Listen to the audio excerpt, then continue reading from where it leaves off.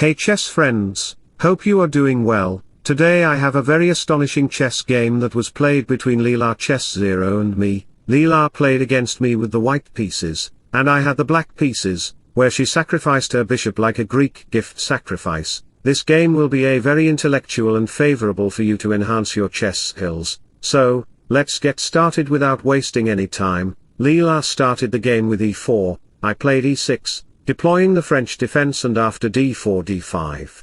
Leela could either capture the pawn or move her knight to one of these squares. After knight d2, I played a6 to prevent any sort of bishop entry on b5. I wanted to play c5 to open up the bishop's diagonal, and knight c6 could follow. Playing c5 would create a weakness on the b6 square, but that doesn't matter because after a couple of moves, when e5 was played and the knight moved back, bishop d3 was played. You can see that her bishop is doing a very good job here. The pawn on e5 is crucial for dominating the center. After I moved my bishop to e7, I wanted to castle. My king is very lazy, and you can see that my two minor pieces are very lazy too. They're lying on the bed, eating chips, using Wi-Fi, and growing their stomachs like lazy men. Anyway, after c3, I played c5 to strike in the center. We have castling. Knight c6 and rook e1 follows in the game to get the half-open rook file. Knight g5 could arrive where the bishop is controlling the diagonal, and she can reinforce her knight to get a better outpost along with her dark square bishop. A rook could easily come to these kingside squares, and queen to h5 could create potential harm and attacks on your position. That was Leela's strategy, all thanks to the e5 pawn, which dominates these squares where knight to f6 cannot arrive.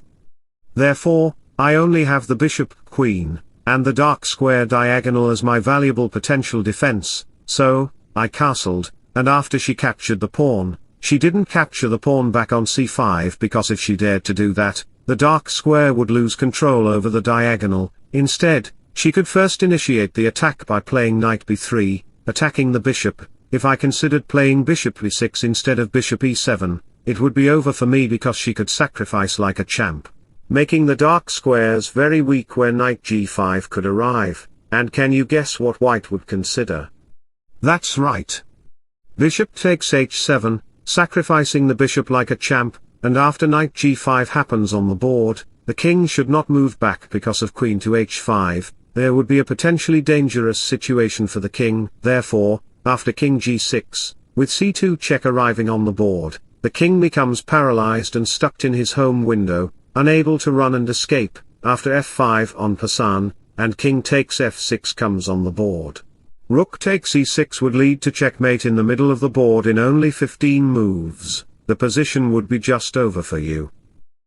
So, going back to all the variations, we discovered that bishop takes c5 is a very bad choice. That's why I just considered queen c7, keeping an eye on these two pawns, keeping all eyes on these pawns because they are not going anywhere. After queen e2 and a5, my intention was clear. I wanted to initiate attacks on the queen side, but it also created damage after I played a5. It created a weakness on b5, but she just moved back her bishop because she wanted to put her queen on the d3 square to checkmate me.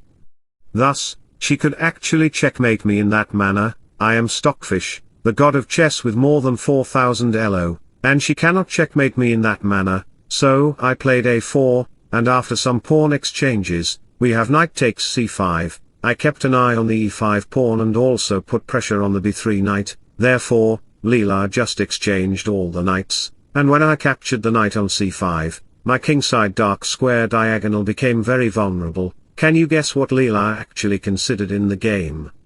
Try to think a little bit. If you find that move, then congratulations, it is bishop takes h7, sacrificing the bishop like a Greek gift.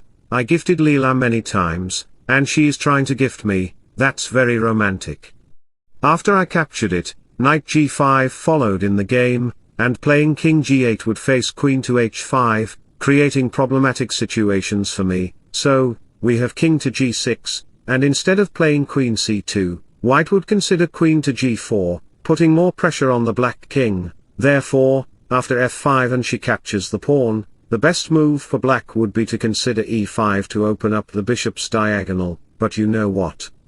Many chess players here might think of capturing the pawn on f6, But it is a completely vulnerable move because she can disrupt your position by playing knight takes e6, discovering check to the king, and after a couple of moves, she would win the queen and the game too. My king is in a very precarious place where storms, tsunamis, and all other dangers could come, leading to the game being over for me. So, let me teach you about a life advice. The only people who deserve to be in your life are the ones who treat you with love, kindness, and respect. Therefore, going back to all the variations, we discovered that playing king g6 is a very bad choice. That's why I kept the king in the cave on g8. She brings her queen to the h5 square to dominate my position, and after a couple of moves, she tries to exchange the dark square bishop, and you can see that the e5 pawn becomes unguarded, but the worst case scenario is that you cannot capture the pawn because I can easily capture your bishop, making the position completely vulnerable because physics says that a person cannot be in two places at the same time. Therefore, the queen cannot capture the bishop and protect the knight at the same time. That's not possible. So, going back to the variation, knight takes e5 is not possible. Therefore, my king is trying to escape through the route. I played b6, and she immediately exchanged the bishops to secure the e3 square, where she placed her rook. She could bring her rook like a fighter in the war zone, where she could lead a checkmate. My bishop came in, and a couple of moves later, the rook moved to the g3 square. However, the problem for her is that my kingside and all the pawns were very well secured. A few moves later, she grabbed the pawn and played h4. When the knight moved to the d4 square, she made a bold move. Can you guess what she actually played in the game? That's right, rook takes c5, sacrificing the rook in Leela 0 style. You cannot capture the rook because of queen takes f7. Leading to checkmate. When the bishop blocked, we had rook d1, so she wanted to capture the knight and then the bishop to checkmate me by capturing the pawn. That's what her plan was, and as the game went on, she even sacrificed her rook on the c6 square. What an incredible sacrifice it was because the queen couldn't capture it. After knight takes rook happened in the game, the rook file opened up. Instead of playing queen h8 check, dominating the board, she took a different approach. Can you guess what Leela actually played in the game? That's right, knight takes e6, deploying a brilliant move in the game and forking two pieces because the pawn on f7 was pinned. Therefore, as the queen moved and knight takes check happened, a few moves later, another check occurred, and she just kept giving me some sort of checks, almost like insults. In this position, when the queen check arrived, you couldn't capture the knight on f5 because if you did, then after a check happened on the board, the king would be restricted. As the king moved to the e6 square, queen to f6 would lead to a checkmate. The game would be just over for you. So, going back to the position, we discovered that capturing the knight was not possible. After the king took the pawn, we had a check, rook blocks, and knight d3. You could see that my king, located in the center of the board, was in a dead loss position after a queen check. A few moves later, we had rook exchanges, and queen takes f6. She placed her queen on c4 to put more pressure on the knight. As the rook moved, she created three connected passed pawns outside of the board for my knight.